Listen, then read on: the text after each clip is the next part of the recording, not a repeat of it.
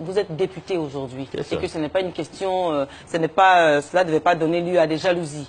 Alors, donc parlons de cela. 3 députés aux récentes législatives. Un peu plus loin, en 2015, 9,29% des suffrages exprimés à la présidentielle, c'est ce que vous avez obtenu. C'est ça. Dites-nous, vous n'avez pas de groupe parlementaire.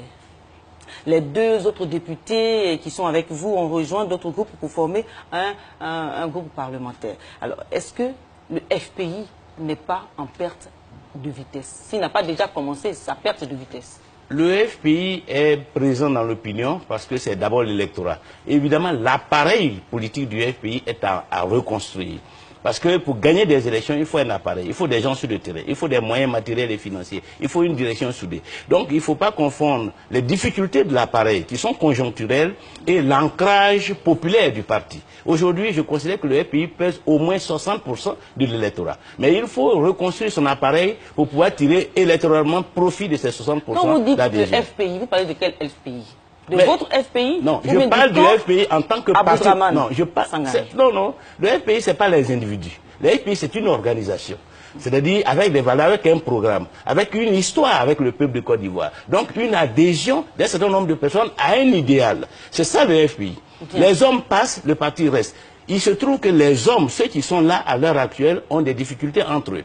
Et qu'ils se battent pour savoir qui va prendre la direction de la lutte. Mais ce travail de reconstruction, si on le réussit, et c'est pourquoi il faut que nous se mettions ensemble, si on le réussit, il y a un électorat qui est disponible et qui manifestement va nous porter au pouvoir en 2020. L'électorat qui est disponible, là, justement pour le FPI, ce n'est pas pour vous. Parce que vous avez obtenu, comme je viens de le dire, 9,29% des suffrages exprimés, 3 députés seulement aux récentes législatives. Dites-nous, est-ce que la base ne vous suit pas? Mais ce n'est pas une question de base. Une élection, c'est une question d'électeurs. Oui, mais l'électeur, là, c'est les électeurs. Les électeurs, ce sont les Ivoiriens qui sont sur le terrain. C'est d'abord vos militants. Mais il faut aller les chercher.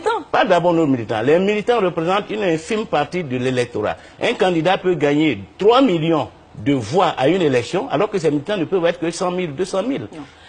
Monsieur Pascal, vous ne faites pas la politique, donc vous ne savez pas tout ça, mais je vous enseigne. Mais en même temps, je vous ai suivi dans le reportage, je vous suis tout le temps dans le reportage. Je vais vous dire. Mais seulement, il faut une chose, c'est que l'électorat, ce sont d'abord vos militants, ensuite les sympathisants.